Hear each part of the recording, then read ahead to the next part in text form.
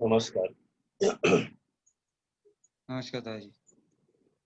आज का चर्चा का विषय है आर्थिक प्रजातंत्र,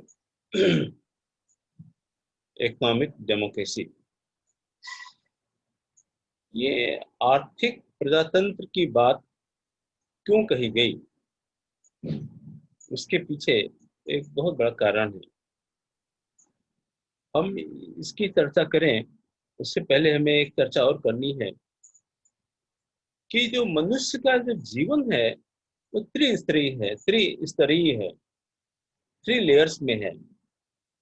एक उसका जो भौतिक शरीर है, उसके लिए उसकी भौतिक शरीर का भरण पोषण, उसकी जिम्मेदारी, उसको स्वस्थ रखना, वो उसका बहुत बड़ा दायित्व हो जाता है। दूसरा उसका मानसिक स्तर पर भी अपने आप को कैसे हम स्वस्थ रखें, कैसे हम प्रफुल्लित रहें, कैसे आनंदित रहें, ये उसकी दूसरा पहलू है। तीसरा उसका पहलू है आध्यात्म। इसी को बोलते हैं कि ये जो तीनों स्तर हैं मनुष्य के लिए बहुत इम्पोर्टेंट, बहुत ही महत्वपूर्ण है। लेकिन मान लीजिए उसके पास खाने के लिए नहीं है, उसके रहने के लिए सुविधा नहीं है, उसके लिए चिकित्सा नहीं है, उसके लिए ज्ञान को बढ़ाने के लिए कोई व्यवस्था नहीं है, तो तब क्या होगा? ऐसे व्यक्ति के लिए, जिसके लिए अपना सर्वाइवल भौतिक स्तर पर ही जीवन विपन्न है, वो मानसिक स्तर पर तो प्रोग्रेस करेगा ही नहीं, अध्यात्म के बारे में सोच भी नहीं सकता। इसीलिए कहा गया है कि भूखे पेट भजन न होई गोपाला, कि यदि पेट में भूख है तो भजन नहीं हो सकता। और इसकी व्यवस्था कैसे होगी? ये जो भौतिक आवश्यकता हमारी है, इसकी व्यवस्था कैसे होगी? इसकी आवश्यकता को भी समाज को ही पूरा करना होगा। समाज का ये दायित्व हो जाएगा कि वहाँ जो भी मनुष्य रह रहे हैं, स्त्री पुरुष बच्चे बूढ़े, कोई भी किसी भी तरह के लोग हैं, तो उनकी सारी आवश्यकताओं को ध्यान में रखते हुए व्यवस्था बनाई जाए, जिससे कि उनका जीवन सरल सुगम स्वस्थ बना रहे। हम देखते हैं अभी तक कहीं पर भी ऐसी कोई व्यवस्था नहीं आई है जहां पर इस तरह के आर्थिक विपन्नता को दूर किया जाए। इस तरह की आर्थिक विपन्नता को दूर किया जाए, ऐसी कोई व्यवस्था आई नहीं। अब हम बात करते हैं कि ये जो पॉलिटिकल डेमोक्रेसी, ये है क्या? जैसे कि 1947 में 1947 में हमें आज़ादी मिली। उसमें जो हमारे नेता थे, उसमें के जो भी हमारे नेता थे, उनका एक ही लक्ष्य था, किसी तरह से सत्ता का परिवर्तन हो जाए, जो बाहर के लोग हमारे शासक बनकर बैठे हुए हैं वो यहाँ से चले जाए और उनकी जगह पर हमारी अपनी एक सत्ता हो जाए। यही उनका एकमात्र लक्ष्य था। ये लक्ष्य कैसे ये लक्ष्य हुआ पूरा, इसको हम बोलते हैं पॉलिटिकल डेमोक्रेसी। पॉलिटिकल राजनीति के स्तर पर हमें अपना अधिकार मिल गया। ये जो राजनीति का अधिकार है, अभी हम जस्ट एक थोड़ी सी चर्चा ये करते हैं कि मान लो अंग्रेजों का शासन था या हम लोग का शासन है। भी अंग्रेजों के शासन में भी लोग खाते पीते थे, रहते थे, बहुत सारे लोग बहुत अच्छे संपन्न भी थे, और आज भी ऐसे ही है कि बहुत सारे लोग बहुत संपन्न हैं, अच्छी तरह से खाते पीते हैं। अंग्रेजों के समय में भी गरीबी थी, लोग गरीब थे, गरीबी में जी रहे थे। आज भी लोग गरीब हैं और गरीबी में जी रहे हैं। तो ये जो राजनीतिक हस्तांतरण हुआ, ये जिसको पॉलिटिकल डेमोक्रेसी हम की बात हम कर रहे हैं, उस होने से जो उस समय भी गरीब था और जो आज भी गरीब है, उसको क्या फायदा हुआ? लोग कहते हैं कि भाई वो गोरे लोग चले गए और काले लोग आकर के हमारे प्रशासन कर रहे हैं। ऐसी बातें गांव में कहीं कहीं सुनने को आती है। उसका एकमात्र कारण है कि ऐसी कोई व्यवस्था नहीं बनी जिससे कि हम सारे जो गरीब लोग हैं उनको प्रायोरिटी को वरीयता में लेकर के उन सभी का आर्थिक विकास किया जाए। हम देखते हैं बाद में बहुत सारे नारे लगाए गए क्योंकि प्रजातांत्रिक सिस्टम में लोगों को चुन करके आना है कि गरीबी हटाओ, गरीबी हटाओ। इस तरह के नारे बहुत लगे। कांग्रेस के समय में बहुत, हमको याद है, हम जब छोटे थे, इंदिरा गांधी के समय में गरीबी हटाओ करके हर इलेक्शन में यही उनका नारा रहता था। लेकिन गरीबी हटेगी कैसे, इसकी कोई व्यवस्था ही नहीं थी। और उस व्यवस्था के ना होने की वजह से नारा केवल नारा के रूप में रह गया। अभी हम जिस व्यवस्था की हम बात कर रहे हैं, ये राजनीतिक प्रजातंत्र तो हमको मिल गया, लेकिन राजनीतिक प्रजातंत्र मनुष्य की दूसरे नंबर की प्राथमिकता में आता है। पहले नंबर की प्राथमिकता आदमी के लिए है आर्थिक प्रजातंत्र। यदि हम आर्थिक रूप से अपने लिए सक्षम होंगे, अपने जीवन, अपने परिवार के जीवन के लिए हम इतना कमा लें कि जिसमें कि सबका काम चलता रहे, तो वो हमारी पहली आवश्यकता है। और राजनीतिक आवश्यकता क्या है? राजनीतिक आवश्यकता है अभिव्यक्ति की आजादी।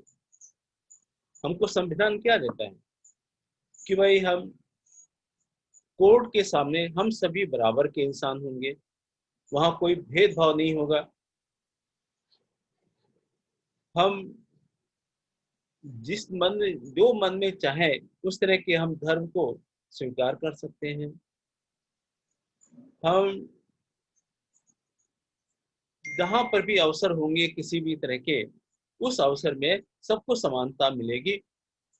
हम अपने मन का प्रतिनिधि खुद चुन सकते हैं जो सरकार में जाएगा, या हम खुद भी उस प्रक्रिया में अपने आप को शामिल कर सकते हैं। ये अधिकार जो दिया गया, ये संविधान ने अधिकार दिया। ये सारे अधिकार जिनकी हम बातें कर रहे हैं, ये सारी राजनीतिक चीजें हैं। इसमें आर्थिक रूप से क्या किया जाएगा इसकी कोई व्यवस्था संविधान के अंदर नहीं है। संविधान में कहीं भी किसी भी आर्थिक व्यवस्था के बारे में कोई चर्चा ही नहीं की गई। जितनी भी बातें कही गई वो केवल राजनीति और थोड़ी बहुत समाज के बारे में, समाज नीति के बारे में है। लेकिन हमने कहा कि हमारे जीवन की जो तीन मुख्य आवश्यकताएं हैं, एक भौतिक आवश्यकता, मानसिक आवश्यकता, आध्यात्मिक आवश्यकता। भौतिक आवश्यकता हमारी पहली रिक्वायरमेंट है, पहली जरूरत है, पहली वरीयता में, प्राथमिकता में आता है। यदि हम भूखे हैं तो हमारे लिए राजनीतिक आजादी का कोई मतलब ही नहीं होता। अध्यात्म तो बहुत दूर की बात हो गई। तो सबसे पहले क्या होना चाहिए था कि ऐसी एक व्यवस्था होती जहां पर कि हमारी भूख को कोई मिटा देता। हमारी जो छोटी मोटी और आवश्यकताएं हैं, हमारे लिए शिक्षा की व्यवस्था, हमारे लिए स्वास्थ्य की व्यवस्था, हमारे लिए आवास की व्यवस्था, हमारे लिए भोजन की व्यवस्था, हमारे लिए वस्त्र की व्यवस्था, ये जो पांच मूलभूत हमारी रिक्वायरमेंट है, जरूरतें हैं, इसकी गारंटी पहले होनी चाहिए थी। लेकिन इसके बारे में कभी कुछ नहीं सोचा गया। बाद में चल करके जब लोगों ने देखा कि ऐसा नहीं किया जाएगा तो लोगों का में असंतोष फैल जाएगा, ये हो जाएगा, वो हो जाएगा। तो उन सारी चीजों को दबाने के लिए जिसको थोड़े बहुत कुछ न कुछ काम किए दिए नियम कानून बनाए गए, जिसमें से एक नियम कानून था जो कांग्रेस के समय में बना और बीजेपी भी उसका पालन कर रही है, वो था मनरेगा। मनरेगा में क्या है कि भाई हमने बोला कि जो गरीब आदमी है उस गरीब आदमी को कम से कम 365 दिन में 100 दिन के लिए उसको हम कुछ ना कुछ काम देंगे और उस काम की उसको मजदूरी मिलेगी, उसकी हमने एक गारंटी दे दी। अब 365 दिन में कहीं 100 दिन, कहीं 150 दिन, कहीं 70 दिन, हर एक जगह पर अलग अलग तरह की कुछ व्यवस्था चल रही है। उसके लिए तो क्या हो गया, आदमी को कुछ न कुछ मिल गया, कुछ न कुछ रुपए मिल गया, जिससे कि वो अपनी थोड़ी बहुत जरूरतें, जिससे कि वो जिंदा रह सके, उसकी व्यवस्था कर दी गई। दूसरा एक काम हुआ वो था कि बीपीएल, जो बिलो पॉवर्टी लाइन लोग हैं, ऐसे लोग जो कि गरीबी रेखा से नीचे रह रहे हैं और जिनकी संख्या 30% बताई गई, मतलब करीब करीब 40 करोड़ लोग जो कि गरीबी रेखा के नीचे रहते हैं, उनके लिए व्यवस्था की गई कि भाई 3 रुपए किलो गेहूं दे दो, 5 रुपए किलो चावल दे दो, थोड़ा सा ये दो, थोड़ा सा ये दो, दो चार चीजें और मिला सके। और इससे जो गरीब आदमी था, मुख्यतः जो बहुत गरीब आदमी थे, वो मरने से बच गया, मरने से बच तो गया। और यदि वो मरता रहता तो आंदोलन बहुत तगड़ा होता था। इस आंदोलन को दबाने के लिए ये टेम्पररी सिस्टम्स अडॉप्ट किए गए, जो कि ना काफी है, इससे कुछ नहीं होने वाला। हालांकि ये कुछ ना कुछ हुआ, मैं इसलिए उसकी चर्चा कर रहा हूँ क्योंकि जो कि मुख्यतः इसके ऊपर ही सारा काम होना चाहिए था सरकारों का, कि कैसे हम अपने लोगों का विकास करें, कैसे उनका जीवन को और अच्छा बना दें, जीवन में कैसे उनकी सरलता, मधुरता, किसी भी तरह की दिक्कत ना हो, कम से कम दिक्कत हो, ऐसा जीवन हम दे सकें, इसकी व्यवस्था प्राथमिकता के साथ होनी चाहिए। लेकिन वो बात हो गई कि भाई किसी यदि आदमी मर रहा है तो उसको कुछ न कुछ देते रहो जिससे कि वो जिंदा बना रहे। ऐसी व्यवस्था हमने सरकार में दी। तो फिर आप ये कहेंगे नहीं भाई, यहाँ तो रोजगार करने की तो आपको सुविधा है, सबको आ जाती है, कोई भी आदमी कहीं पर भी अपनी दुकान खोल सकता है, अपना काम कर सकता है, कुछ गवर्नमेंट के नियम कानून है उसको पालन करना पड़ेगा, उसके ऐसे आप दुकान व्यवसाय कर सकते हैं। प्रश्न ये उठता है, ये जो व्यवसाय आदमी जो करेगा वो कौन करेगा? जिसके पास में खुद की पूंजी है, जिसके पास में थोड़ी शिक्षा है, जिसके पास में थोड़ा समाज में स्थान उसका बना हुआ है। ये फिर भी ये क्या हो गया, ये कुछ लोगों के लिए तो ये सही हो गया, जो समाज का एक एक वर्ग है जिसके पास में ये सारी चीजें सुविधाएं थी पहले से। तो जो हमारी व्यवस्था जो हमने अपनाई है वो पूंजीवादी व्यवस्था है। उस पूंजीवादी व्यवस्था में क्या हो रहा है, जिसके पास पूंजी है उसकी पूंजी बढ़ती जा रही है, बढ़ती जा रही है, बढ़ती जा रही है।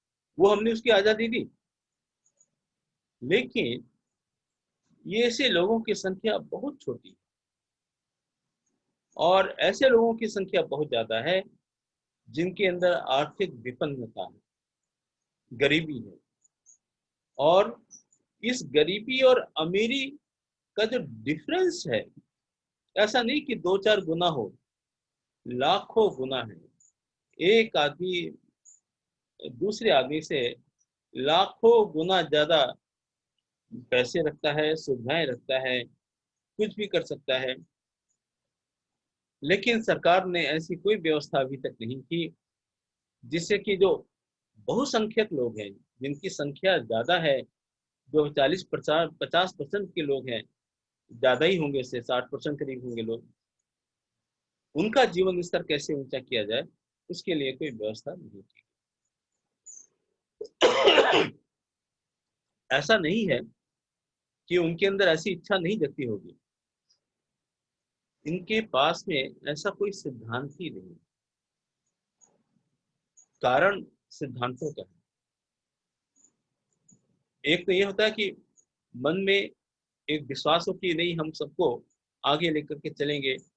नारा तो हम देते हैं, सबका साथ, सबका विकास, सबका विश्वास, ये नारा हमने दिया, लेकिन इसको चरितार्थ कैसे करना है ये मालूम नहीं है। तो विकास, कुछ लोगों का तो विकास हो रहा है, कुछ लोगों का साथ भी है, लेकिन जो बहुसंख्यक जो नीचे के लोग हैं, उनको वही 2 रुपए 3 रुपए किलो गेहूं चावल दे करके ही किसी तरह से उनका जीवन चल रहा है, ऐसी स्थिति में डाल दिया। लेकिन उसको और कैसे ऊंचा उठाया जाए, उसके बारे में ना कोई विचार है, ना उसके लिए कोई व्यवस्था।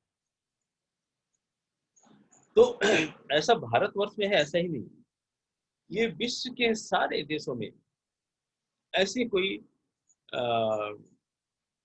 व्यवस्था नहीं है कि जहां पर कि जो नीचे के गरीब का लोग है उसको कैसे ऊपर उठाए। हाँ, ऐसा होता है कि जब मान लीजिए एक भौतिक विकास किसी देश में ज्यादा हो रहा है, तो उसकी वजह से कुछ लोगों को एम्प्लॉयमेंट मिलेगा, कुछ ज्यादा लोगों को मिल जाता है। लेकिन वो सरकारी व्यवस्था उस तरह की नहीं है, ये केवल पूंजीवादी व्यवस्था में ऐसा हो रहा है। और यही कारण हमने देखा, अमेरिका जैसा देश, जो देश का, विश्व का सबसे संपन्न देश है, अभी जैसे कोरोना पीरियड में वहां पर भी वहां के गरीबों के लिए उनको अलग से पैसे देने पड़े। सबकी जैसे हमारे यहाँ पर किसानों के लिए जो सरकार ने व्यवस्था दे दी है, वर्ष में 6,000 रुपये हर किसान को देते हैं, 2-2 हजार करके 3 किस्त में दे रहे हैं। इस तरह की व्यवस्था, क्योंकि वहां का गरीब आदमी के पास में जैसे जब जॉब नहीं है तो उसका पैसा नहीं है, तो वो भी खाने बिना मर जाएगा। तो एक टेम्पोरेरी व्यवस्था कर दी, और ऐसे लोगों की संख्या बहुत ज्यादा थी। 20-25% लोग ऐसे थे कि अमेरिका जैसे देश में, जिसको हम कहते थे बहुत संपन्न देश है, 2 महीने के अंदर ही ऐसी स्थिति आ गई कि सबको, उनको सबके अकाउंट में पैसे डालने पड़े, डॉलर्स डालने पड़े, जिससे कि उनका जीवन चलता रहे। ये सब काम जो हो रहे हैं टेम्पररी बेसिस पर किए जा रहे हैं। जो व्यवस्था हम अमेरिका की हम बात कर रहे हैं, वही व्यवस्था कमोबेश यूरोप की भी हुई थी। वहां पर भी सरकारों ने अपने जो गरीब लोग थे, और गरीब हो गए, जॉब नहीं रहेगा तो गरीब हो जाएंगे, क्योंकि वहां पर ऐसी कोई व्यवस्था ही नहीं है कि जहां पर कि किसी चीज की गारंटी दी जाए। क्योंकि एक ही चीज की गारंटी है, वो ये है कि जिसके पास पूंजी है वो पूंजी लगा करके ज्यादा से ज्यादा धन संचय कर सकता है, वो तो गरीब नहीं बनेगा। और ऐसे लोगों की संख्या बहुत थोड़ी सी होगी, उसमें ज्यादा लोग नहीं रहेंगे। तो अब हम ये देखते हैं कि ये जो आज की जो विचारधारा, जो पूंजीवादी व्यवस्था है, इसमें किसी भी तरह से इस आर्थिक प्रजातंत्र की जो हम बात कर रहे हैं, इकोनॉमिक डेमोक्रेसी की जो हम बात कर रहे हैं, उसकी कोई अवधारणा नहीं है। जो कुछ हो रहा है वो बहुत ही छोटे छोटे स्तर पर किया जा रहा है, लेकिन उसमें उनका इरादा ये नहीं होता, ऐसी कोई उनके सिद्धांत नहीं है कि जिसके वजह से जो नीचे तबके का आदमी है उसकी उन्नति हो जाए। ऐसा नहीं, हाँ वो मरे नहीं इसलिए कुछ तो कुछ देते रहो, इस तरह की व्यवस्था किया सारे विश्व में हर जगह हमने देखा, इस तरह की व्यवस्था दी गई। अब हम इसको देखते हैं कि जो हमारा सिद्धांत है प्रवृत्त का, प्रगतिशील उपयोगी तत्व, प्रवृत्त या progressive utilisation theory, pro U T PROUT, ये जो सिद्धांत दिया गया, इसमें क्या व्यवस्था की गई। हमने इस सिद्धांत के बारे में पहले भी चर्चा की है, और इसको फिर से इस संदर्भ में, आर्थिक प्रजातंत्र के संदर्भ में इसकी चर्चा करनी फिर से आवश्यक आवश्यक है। हम कहते हैं इस प्रवृत्ति का जो पहला सिद्धांत है उसमें यह है कि मनुष्य की जो न्यूनतम आवश्यकताएं हैं, भोजन, वस्त्र, चिकित्सा, शिक्षा, इसको, इसकी हम गारंटी देंगे। तो न्यूनतम, और इस जो न्यूनतम आवश्यकताएं उसकी है, इसको उत्तरोत्तर बढ़ाते जाएंगे, उसका एक लेवल को हम ऊपर अपलिफ्ट करते चले जाएंगे। ये प्रौद्ध के पहला सिद्धांत में ही आता है। फिर हमारा सिद्धांत है, हम ऐसी व्यवस्था देंगे जिसमें 100% लोगों को रोजगार मिलेगा, कोई भी आदमी बिना रोजगार के नहीं रहेगा, ऐसी हम व्यवस्था देंगे। आप कहेंगे कि ऐसी व्यवस्था हो सकती है क्या? मैं कहता हूं हो सकती है, क्योंकि हम पूंजीवादी व्यवस्था को लेकर के नहीं चल रहे हैं।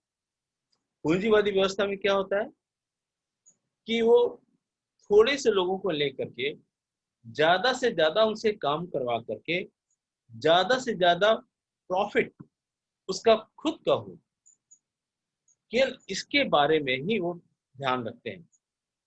कम से कम लोगों से, उनसे ज्यादा मेहनत करवा करके, और उनको ज्यादा से ज्यादा पूंजी बढ़े, उनको ज्यादा से ज्यादा मुनाफा हो, लाभ हो, वो हर एक पूंजीपति की मानसिकता में रहता है। हमारे यहाँ व्यवस्था जो दी गई, हमारी जो औद्योगिक नीति है, कृषि नीति है, उसमें हम लोग ने चर्चा किया था। तो हमने कहा कि इंडस्ट्री जो है, ऐसी इंडस्ट्री, ऐसे उद्योग जो कि ऐसा माल तैयार करते हैं जो दूसरे उद्योगों में इस्तेमाल होता हो, ऐसे उद्योगों को हमेशा सरकार के पास में रखा जाएगा, सरकार के अधीन होंगे, वो प्राइवेट सेक्टर में नहीं होंगे। उदाहरण के लिए, जैसे मान लीजिए लोहा, तो जो लोहा का जो खनिज है, जो मिनरल्स है, जहां से भी निकल, उससे जो लोहा बनाने की प्रक्रिया है वो सरकार के पास में रहेगी, क्योंकि की इंडस्ट्री होगी, वो बेसिक इंडस्ट्री होगी। ऐसा क्यों होगा? क्योंकि जब वो सरकार के पास में रहेगी तो उसके ऊपर ज्यादा मुनाफा कोई नहीं, सरकार का काम तो मुनाफा लेना नहीं है, वो तो कॉस्ट प्लस के हिसाब से काम करेंगे कि उनका जो लागत लगी है उतना मिल जाए, प्लस थोड़ा मुनाफा इतना हो जाए जिससे कि उसके जो ऑपरेटिंग कॉस्ट है, उसकी जो मेंटेनेंस कॉस्ट है, उसके और जो दूसरे कॉस्ट है वो निकलता रहे। केवल इसी उद्देश्य से सरकारी कंपनी काम करेगी। तो जो जब इस तरह के काम सरकारी काम करेंगे, तो जो रॉ मटेरियल है, जो बेसिक मटेरियल है, जिससे कि और उद्योग चलेंगे, तो उसको एक रिजनेबल प्राइस पर नीचे सबको मिलेगा। कोई ऐसा नहीं होगा कि आज बाढ़ आ गई तो उसका काम 500 से 5000 हो गया, बाद में फिर कम हो गया तो फिर उसका दाम 6000 हो गया, फिर 8000 हो गया, बेहताशा बढ़ता चला जाता है। क्योंकि अभी जो काम जो प्राइसिंग का जो नियम है पूंजीवाद में, डिमांड एंड सप्लाई के ऊपर है। डिमांड बढ़ गई, सप्लाई कम हो गई तो प्राइस बढ़ जाएगा। तो लेकिन सरकार का काम तो मुनाफा लेना नहीं है, सरकार का काम है समाज को ठीक से चलाना। इसलिए जो की इंडस्ट्रीज होंगी, जो कि दूसरी इंडस्ट्रीज के लिए रॉ मटेरियल तैयार करेंगी, वो सारी सरकार के पास होनी चाहिए, ऐसा प्रौद्ध का मानना है। जो सेकेंड लेवल की जितनी इंडस्ट्रीज होंगी, सेकेंड और थर्ड लेवल में भी जो कि कंज्यूमर्स के लिए उत्पादन करेंगी, ऐसा चीज बनाएंगी जिसको कि सीधे उपभोक्ता के पास में वो सामान को पहुंचे, वो सारी इंडस्ट्री सहकारिता के आधार पर होगी, कोऑपरेटिव के हिसाब से होगी। कोऑपरेटिव में ऐसा नहीं कि वो प्रॉफिट नहीं लेंगे, लेकिन उनके जो प्रॉफिट के ऊपर, और एक कोऑपरेटिव नहीं होगी, ऐसी बहुत सारी कोऑपरेटिव्स होंगी, आपस में उनका एक कंपटीशन भी रहेगा, रीजनेबल कंपटीशन चलता रहेगा। और वो फिर उपभोक्ता को सामान चला जाएगा, वो कोऑपरेटिव पर हो गया। कोऑपरेटिव का मतलब ये हो गया कि उसके मालिक सभी होंगे, जो भी वहां काम कर रहे हैं, उसका एक परसेंटेज अलग अलग हो सकता है, एक थोड़ा बट एक कुछ महत्वपूर्ण काम में लगा हुआ है, कोई उसका एमडी है, कोई सीईओ है, कोई सीएफओ है, कोई और ऑपरेटिंग ऑफिसर है। एक ऐसे भी आदमी हो सकता है जो कि मजदूर है, केवल ट्रेड का काम करता है, केवल एक छोटा सा कल पुर्जा चलाने का काम कर रहा है, उसका मेंटेनेंस का काम कर रहा है। लेकिन आंशिक हो या थोड़ा ज्यादा रूप से हो, मालिक सभी होंगे। उसमें जो मानवता के लिए बहुत जरूरी है, कोई हीन भावना से, दास भावना से, गुलामी के रूप में अपने आप को नहीं पाएगा। सभी का मनोबल ऊंचा रहेगा, क्योंकि सब चाहे सब उसके थोड़े थोड़े ही मालिक क्यों ना हो, सब थोड़े थोड़े उसके मालिक हैं। और जब हम किसी चीज के मालिक होते हैं तो हमारा उसके लिए काम करना, उस पर जो हमारा ध्यान रहता है वो बहुत ज्यादा हो जाता है। हमारी उसके ऊपर लगन, हमारी निष्ठा उसके ऊपर ज्यादा हो जाती है। जैसे हम अपना खुद का काम जब करते हैं तो हम निष्ठा, बहुत निष्ठा से करते हैं। किसी और का काम करने के लिए कह दिया जाए तो वो निष्ठा उतनी नहीं रहती। फिर वहाँ का क्या वातावरण है उस पर बहुत सारी चीज डिपेंड करता है। इसलिए हमने देखा कि बहुत सारी जगह पर फैक्ट्रियों में जब लोग काम करते हैं तो जब तक उनके ऊपर अंकुश ज्यादा है तब तक तो काम कर रहे हैं, थोड़ी भी ढिलाई हो गई तो आदमी काम करना कम कर देता है, क्योंकि उसको मालूम है काम करे या नहीं करे उसकी तनख्वाह में कोई फर्क नहीं पड़ने वाला ज्यादा। इसलिए इस तरह के लिए जब तक अंकुश है तब तक तो काम करेगा, अदरवाइज नहीं करेगा।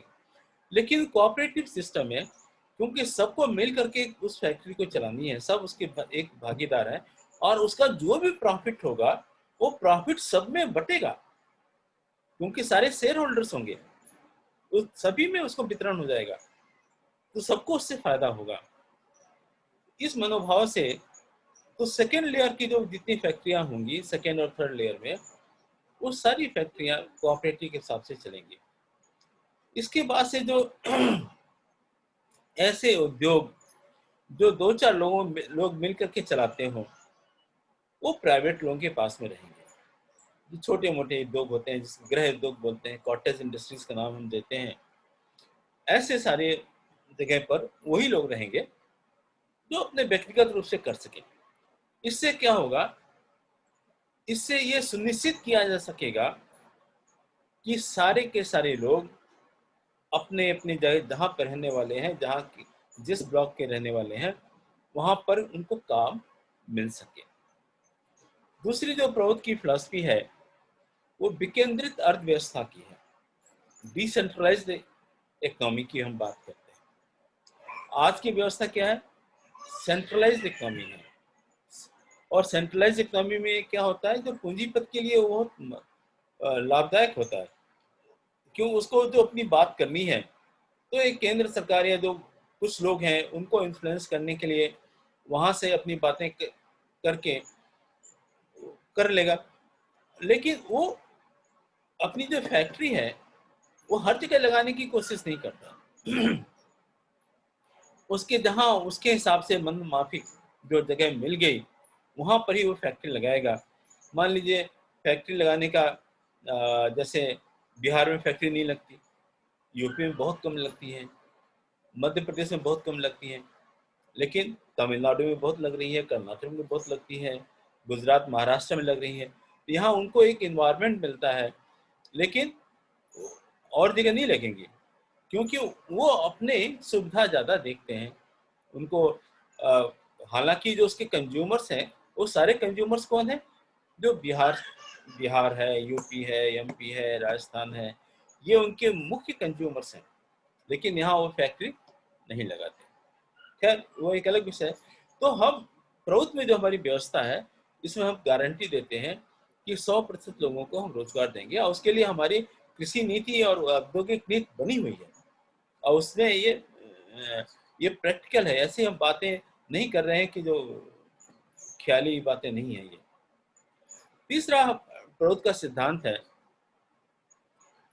जो रुपए पैसे की कीमत है उसकी जो क्रय शक्ति है, परचेजिंग पावर ऑफ करेंसी जिसको बोलते हैं, करेंसी मतलब जो हमारा रुपया को करेंसी हो गया, अमेरिका की करेंसी डॉलर है और इंडिया की करेंसी है, या उसको हिंदी बोलते हैं मुद्रा, तो हमारी मुद्रा रुपया है।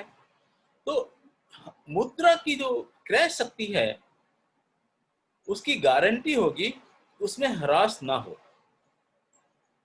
हम लोग को मालूम है, आज से अभी बीजेपी की गवर्नमेंट में तो वो नहीं इतना हो रहा है, लेकिन कांग्रेस की गवर्नमेंट जब तक रही तो इन्फ्लेशन 12%, 10%, 13%, 14%, 16% तक चलता था।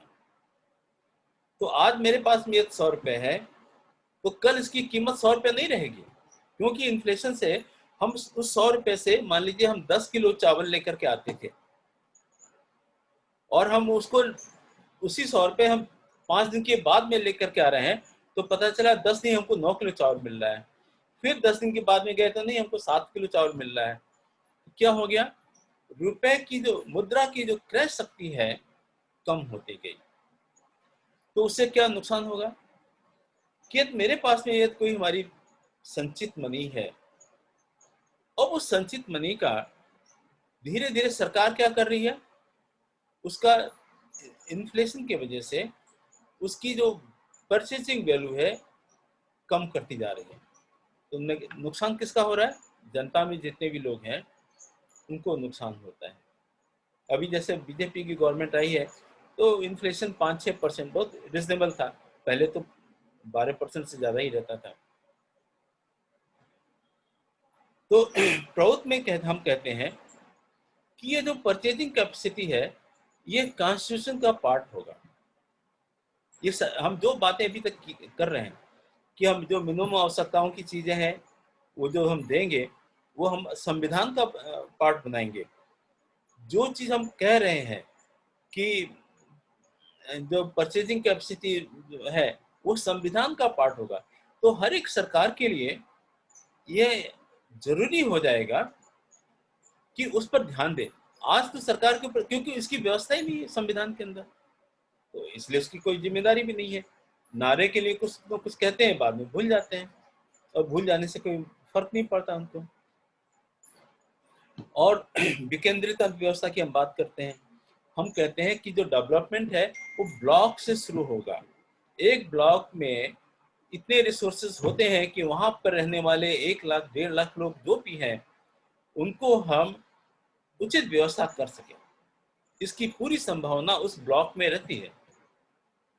एक ब्लॉक काफी बड़ा एरिया होता है, कम से कम 20-25 किलोमीटर का एरिया रहता है वो, और 1 लाख या जैसे जितनी घनी आबादी हो कम आबादी हो उसके हिसाब से वहां लोग रहते हैं। लेकिन ऐसा देखा गया है कि उस ब्लॉक के रहने वाले लोगों के लिए उस ब्लॉक की ही सारी संपत्ति जो होगी वो सफिशिएंट होगी, कोई इसमें दिक्कत नहीं है। तो ये सारी व्यवस्थाएं प्रौत के सिद्धांत में दी गई हैं, और इन सिद्धांतों को हम जब हम कॉन्स्टिट्यूशन बनाएंगे उन कॉन्स्टिट्यूशन का हम पार्ट बना के रखेंगे कि हमारी विकेंद्रित अर्थव्यवस्था होगी, हम मुद्रा का ह्रास नहीं होने देंगे, हम जो न्यूनतम आवश्यकताएं हैं वो सबको गारंटी देंगे, गारंटीड रहेगी। हम 2 चीज और कहते हैं कि जो हम फ्री में देंगे वह है शिक्षा और चिकित्सा। शिक्षा और चिकित्सा का जो सरकार के हाथ में रहेगा ये काम, और सबको समान रूप से देंगे, सबको अच्छी से अच्छी शिक्षा और सबसे अच्छी से अच्छी चिकित्सा, इसका प्रावधान किया जाएगा। ऐसा नहीं होगा कि एक आदमी के लिए तो 5 स्टार हॉस्पिटल बना हुआ है, दूसरे के लिए तो 0 स्टार का हॉस्पिटल बना हुआ है, ऐसा नहीं होगा। सबके लिए 5 स्टार बनेगा, सबके लिए अच्छी व्यवस्था होगी, सबके स्कूल अच्छे बनेंगे, सबके अंदर जो पढ़ाने का साधन होगा अच्छा से अच्छा होगा। तो जब ये चीजें होंगी इसी को हम कहेंगे इकोनॉमिक डेमोक्रेसी, आर्थिक प्रजातंत्र। आर्थिक प्रजातंत्र क्यों? क्योंकि हमने हर एक आदमी के लिए जो भी यहाँ का रहने वाला है उसकी हम गारंटी ले रहे हैं कि उसका जो भौतिक जीवन है, भौतिक स्तर का जो जीवन है जिसमें कि 5 मूलभूत आवश्यकताएं होती हैं, भोजन, वस्त्र, शिक्षा, चिकित्सा, आवास, ये 5 मूलभूत आवश्यकताएं उसकी हैं। उसकी गारंटी हम देंगे। और जो हमने बोला 100% रोजगार देंगे।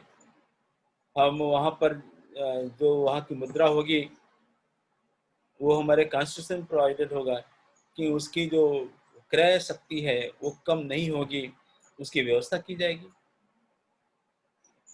और प्रउत में ही पहले बार कहा गया कि हम पूरे इकोनॉमी को 4 भाग में बांटते हैं। हमने बोला, प्रउत बोलता है कि people's economy, psycho economy, commercial economy, general economy. अब ये जो 4 भाग में हमने अर्थव्यवस्था को बांटा है उसका कुछ कारण है, क्योंकि आज पीपल्स इकोनॉमी की तो कोई बात ही नहीं करता। तो पीपल्स इकोनॉमी की जो हम बात जब करेंगे तो उस व्यवस्था में हमें ये दिख करना होगा कि हम लोगों की जो मूलभूत आवश्यकताएं हैं उसको कैसे दिया जाए और कैसे उत्तरोत्तर उसको उसका स्तर को बढ़ाया जाए। ऐसा नहीं कि हमने उसको बोला कि तुम्हारे तुमको 2 कपड़े मिलेंगे तो हो गया, 2 कपड़े ही मिलेंगे, ऐसा नहीं हुआ। जैसे जैसे समाज का विकास होता जाएगा उनकी सुविधाएं बढ़ती चली जाएंगी। सुविधाएं 2 प्रकार की होती हैं। एक वो सुविधा जो कि एक व्यक्ति के रूप में मिलती है, एक वो सुविधा जो कि समाज के रूप में मिलती है। जैसे मान लीजिए अच्छी रोड बना दी, अच्छे रेलवे रेल का विस्तार कर दिया या इसी तरह से अच्छे स्कूल बना दिए, अच्छे जो कॉमन इंटरेस्ट की चीजें बना दी, तो सारे समाज के लिए बन रहा है ना, वो तो किसी व्यक्ति के लिए नहीं बन रहा। उसका भी विकास ऊपर करना होगा और कुछ व्यक्तिगत लेवल पर भी होगा। तो मनुष्य की जो परचेजिंग कैपेसिटी है उसको हम जैसे जैसे बढ़ाते जाएंगे, जैसे जैसे हम बढ़ाते जाएंगे वैसे वैसे उसकी व्यवस्था होगी। इसलिए आर्थिक प्रजातंत्र ही प्राथमिकता होनी चाहिए किसी भी व्यवस्था के लिए। हमने बोला पहले कि हमारा जो जीवन है 3 स्तर पर है, भौतिक स्तर, मानसिक स्तर और आध्यात्मिक स्तर। सबसे पहला स्तर भौतिक है। भौतिक आवश्यकताओं की पूर्ति के लिए ही आर्थिक व्यवस्था होती है। यदि हमने आर्थिक व्यवस्था अच्छी बना दी तो उसका मानसिक स्तर पर विकास बहुत अच्छा होगा, क्योंकि उसको भी पेट के लिए, अपनी चिकित्सा के लिए व्यवस्था करने की आवश्यकता नहीं है। तब उसका मानसिक विकास बहुत होगा। जब आदमी का मानसिक विकास होगा तब अंततोगत्वा आध्यात्मिक विकास उसका होता रहेगा। ये जो आवश्यकताएं हैं, ये मूलभूत आवश्यकताएं, तो पहले हमको हर सरकार को देखना चाहिए था आर्थिक व्यवस्था के ऊपर, आर्थिक प्रजातंत्र, आर्थिक रूप से हम सभी को किसी न किसी तरह से उनका जीवन स्तर ऊपर कर सके, क्योंकि उनके पास ऐसी कोई व्यवस्था नहीं, ऐसा कोई सिद्धांत नहीं, इसलिए ऐसा उन्होंने कभी सोचा ही नहीं। यदि मन में ऐसे विचार भी आए होंगे, लेकिन उस विचार के वजह से, क्योंकि ऐसे कोई सिद्धांत उनके पास में नहीं था और पूंजीवादी व्यवस्था को मान करके चल रहे हैं, तो पूंजीवादी व्यवस्था में इस तरह का कोई विचारधारा है ही नहीं। तो हम ये देखते हैं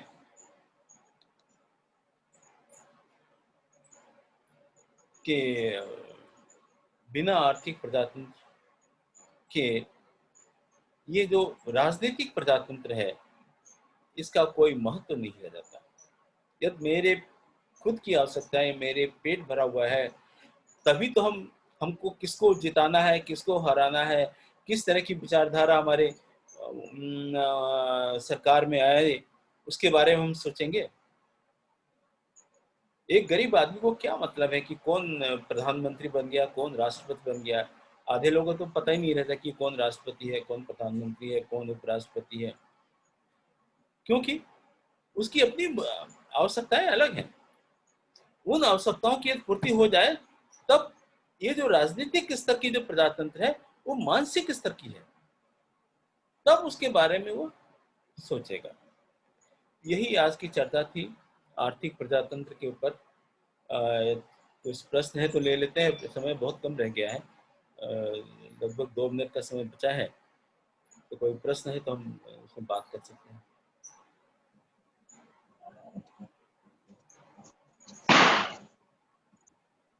दादाजी कोई नमस्कार दादाजी, कोई प्रश्न नमस्कार। तो ऐसा अभी आ नहीं रहे दिमाग में। मतलब मेन मेन यही है कि मुझे ऐसा लगा कि जो बिंदुवार बाबा ने व्यवस्था बनाई है या बताई है वो बहुत अच्छी है, और उसमें क्या है कि थोड़ा सा और ज़्यादा उस पर डिटेल में और चर्चा हो। जैसे कि कोऑपरेटिव की थी, कोऑपरेटिव है, और उस कोऑपरेटिव को किस किस तरीके से वो ऑर्गेनाइजेशन में काम करती है कोऑपरेटिव, और कौन कौन सी कोऑपरेटिव्स हो सकती हैं जो छोटे छोटे स्तर पर हाँ जैसे वो मान है। लीजिए ब्लॉक वो फिर एक बहुत लंबा विषय हो जाएगा, क्योंकि हम लोग का स्लॉट जो है हाँ 30-35 मिनट का ही रहता है, तो उसके लिए सहकारिता के ऊपर एक अलग से क्लास हम लोग ले सकते हैं। हाँ हाँ, वो सहकारिता के ऊपर आगे कभी एक बार, क्लास हाँ, हो। एक बार लिया भी था पहले, हम्म, लेकिन इसको दोबारा लिया जा सकते हैं। हाँ हाँ, थोड़ा डिटेल में मतलब उसके और कौन कौन से विषय हैं हम्म हम्म उसमें। और ये जो और दूसरा जो पॉइंट था कि जो बुनियादी जो जरूरतों वाला, हम्म बुनियादी सुविधाओं वाला, तो उसके लिए भी जो बाबा के प्रकल्प हैं हम्म उस पे भी थोड़ी सी चर्चा हो, और क्या क्या कौन कौन सी चीजें के माध्यम से वो बुनियादी व्यवस्थाएं लोगों की अच्छी हो सकती हैं और कहाँ अड़चने आ सकती हैं, इसके ऊपर भी दादाजी कभी थोड़ा वो विचार विमर्श हो या क्लास हो या आपका कुछ सेशन हो इसके ऊपर भी। ठीक है। फिर हम लोग कल देखते हैं, जैसा भी होगा। समय तो बिल्कुल खत्म हो रहा है, तो हाँ हाँ। मुश्किल से और आधा मिनट आप बाकी अगर है। अभी अभी कुछ इसमें करना चाहें कि जैसे बुनियादी जरूरतें पूरी होने में हम्म। क्या दिक्कतें आती हैं, क्या आ सकती है, मतलब समाज में क्यों लोग एक व्यवस्था मेंटेन नहीं कर पा रहे हैं अपनी। समय का थोड़ा ठीक है। वो होगा इसमें। हाँ नहीं, अभी तो बात नहीं हो पाएगी, मुश्किल से आधा मिनट बाकी रह गया है। लेकिन कल हम लोग हम्म जो आपने विषय दिया था कि जो हम्म, पिछड़ा समाज को कैसे ऊपर किया जाए, कैसे आगे बढ़ाया जाए, इसके ऊपर हाँ हम हाँ लोग हाँ चर्चा हाँ करेंगे। हाँ जी, हाँ जी, हाँ जी, वो हाँ, उसी में कवर हो जाएगा उसमें एक कम ये होगा। बात भी। कल इस विषय हम्म को लेते हैं कि हम्म पिछड़ा समाज है, उसको कैसे आगे बढ़ाया जाए, हम्म और उसके लिए प्रवृत्ति में क्या व्यवस्था हम्म की गई है। जी सर, जी जी सर।